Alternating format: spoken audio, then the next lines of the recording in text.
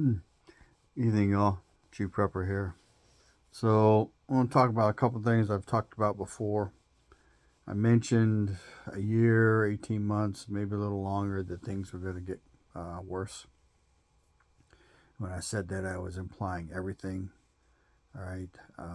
We continue to have shortages here in San Antonio. Most of it's minor stuff, so it's not super important, but small shit leads to big shit. I am seeing a continued downward spiral of customer service. Pretty much everywhere across the board, shit just sucks. It's like people are fucking angry that they're at work, and you know, maybe they have cause. I mean, if they're angry because they got illegal aliens coming across the border and getting free shit, and then they're having to work for it and getting poor service and kicked to the curb in the back of the line behind those fuckers, then yeah, I'd be angry too. An example, can't really find them downtown too much. Hostess cupcakes, or actually Hostess mini apple pies. My wife likes to eat those for breakfast. I've been able to find them for 2 or 3 months now. I bought 2 boxes of tea bags, anticipating needing them this summer. May or may not, don't know yet. Last year, my wife was like, we have plenty, and then when we got down to 2 boxes and I was trying to find some, there were none to be had, so I've stocked up in addition, in preparation for the coming spring and summer months, which will be pretty much middle to late next month, and then basically through September. All right.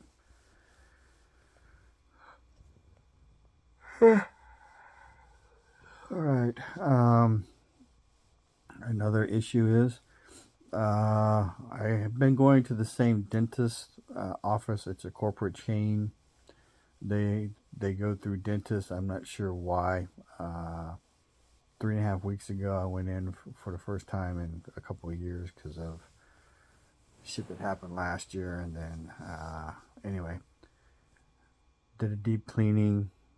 That's painful for whatever reason. And then didn't really have any cavities. And then a tooth that I had a filling in 1983 was starting to pull away from the enamel of my tooth, so it needed to be crowned. So they did all the work, charged my insurance company, and they said they would call me when it was ready. Well, between the time when that all started and today, yesterday they called me and said come in for a crown delivery. That dentist either got fired or quit, and the dentist they had on staff, well, let's just say he sucked ass. So basically, he gooped me up with the topical numbing stuff, and then gave me 2 shots, and then was trying to get the temporary crown off, and then gave up and said, he needs to go find the other doctor. And I'm like, really? All right, so I'm not sure how that's going to work because my insurance already paid for the crown, and so I'll probably be calling my insurance company tomorrow to find out what can be done, because I'm very unhappy with what happened in that office. So that's an example. That's at white collar level, educated, got a fucking doctor's degree, even though it's a dentist, and he was just a shitbag. So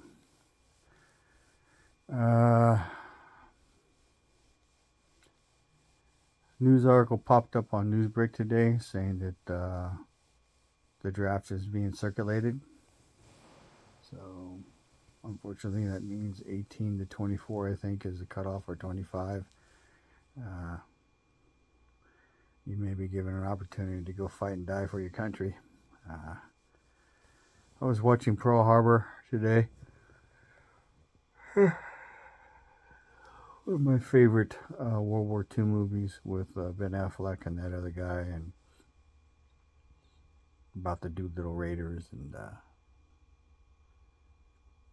I'm concerned because I don't think we have enough people who are like that to fight. So you need to be very mindful and very watchful of. I think I said a few months back that I think February March time frame would be the kickoff time frame, and it's looking like that may be the case. YouTube is lit up right now with the U.S. retaliation for the death of 3 soldiers and the wounding of the number. And apparently, the air defense artillery system radar was off, according to somebody I know. And then I told them that, well, their drone ghosted one of our drones coming back in, and then I said they fucking told the world that. So, you know, now the bad guys know how to get a drone back at one of our drone bases. So, fucking retards in charge. So he's a very good friend. He's a retired chief warrant officer as well. So hopefully you've stacked some shoes, some underwear, some socks, and some t-shirts, and then hopefully you got food and backup power, security. I mean, I don't know what to say. There is one recommendation that you might consider, because if we go back to a time like the 1800s, there are a lot of diseases that we learned how to deal with along the way. Trichinosis is one of them, lockjaw, and then, you know, getting a rusty infection. If it doesn't kill you, it messes you up another way, which is why they give you a tetanus shot. Tetanus shots are good for 10 years, so if you haven't had one, or if you've never had one, next time you see your primary care manager, and this is not medical advice, this is my opinion, you might want to get one. All right, my dad got one when he went in for stitches a while back, and they didn't give him stitches, they gave him super glue. All right, the Texas border thing was all shit fire hot, and then it kind of calmed down. I don't know what that's going to do, but I think it's not going to be good. And for all my Texas people, we do not need China or Russia's help. That is a bad deal all the way around. That's the way that works. So they are not our friend, and they're looking for the demise of America. And if we leave the U.S. for whatever reason, let's leave on our own. We don't need their help. Fuck them. All right.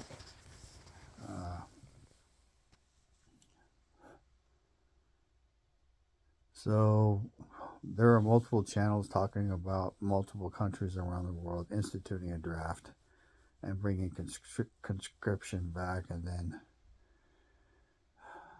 multiple channels talking about countries telling their citizens to get prepared. So what I would tell you is you need antibiotics. It is one of the game-changing, life-saving things. It's even portrayed in 1 Second After with Colonel Masterson. He gets an infection and almost dies, but they give him one of the few lots remaining of high-powered antibiotics, and it saved him. And he winds up saving the town. All right, if we go through this 90-10, where 90% of us are dead in a year and 10% are left behind, let's hope the 10% are some badass motherfuckers, because we're going to be dealing with our country being overrun with fucking people, right, that are not going to be friendly to us. So let's go heels, cowboys and cowgirls. Reach down and get some. Put your big boy pants and big girl pants on, because it's getting ready to get serious. I still say I don't see a way out of this without a fight, whether it's a civil war or a global war. You know, round numbers are used as the last 2 world wars were 3 to 4 years long, and then longer than that, more than double that, to recover, to start having a semblance of life that was not like it was before, during the war. So, you know, things are going to get scarce, harder to get than they are right now. I mean, that's just the way that's going to be. So hopefully you've invested in alternate cooking methods, and you spend some time using those alternate cooking methods so that you know how. I'm not as far along as I want to be, but I can make it work. Livestock, protein sources, growing your vegetables, may all soon be the difference between living and dying. So, told my wife tonight the war was coming. I have an out. As long as my dad's alive, I can be labeled a caretaker and possibly not get recalled.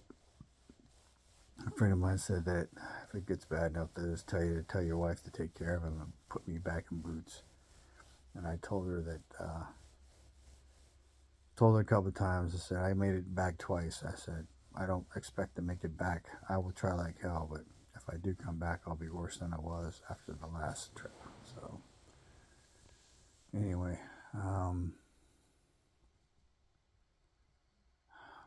another note, many channels talk about this. Travis and other ones. John, Magic Prepper. Magic Prepper looks like he's gaining a little weight back. Not sure why. Not dogging him out or anything. It's just appearance wise. Maybe it's because he's growing his hair out again. But you need to get in better physical shape. I mean, you need to. All right. I'm working on it because last year of my medical issues in and out of the hospital over a 6-month period, and not very happy about that. And I'm sure part of it was me being heavier than I should be. All right, I'm down to 228 from 230, 232, hopefully 226 by the middle of February, and then I'll start cutting starches, and I should drop easily down to 215, 216, maybe 210. So, because I eat a lot of stuff that I'm not supposed to eat, but I'm gonna die no matter what I do. I ain't met a healthy person yet who we didn't die. So, make sure you can be able to walk. I'm probably going to say 10 miles. All right. And you can't start out at 10, especially if you're not in shape. But you can start out at a quarter mile, then move it up to half, and then move it up to a mile. This is all opinion and recommendations. It's not advice. All right. So,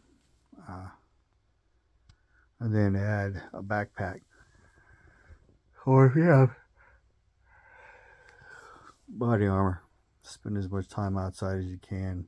If we lose power, then having power to power your refrigerator and freezer and defreezers that allow you to have protein and sustenance will be way more important than a TV or an air conditioner. Just understand that. You know, look at all the diseases that are coming back. Measles. Haven't seen smallpox yet, but that's probably coming. We got leishmaniasis, a disease here in Texas that's supposed to be endemic now. West Nile virus, Zika, which fucks up women and babies, and all the diseases coming across the border with those illegal immigrants that are not inspected for health. They're not treated for anything. Here's your card, your phone, go. We'll see you in 6 months or a year, and then they never come around. So,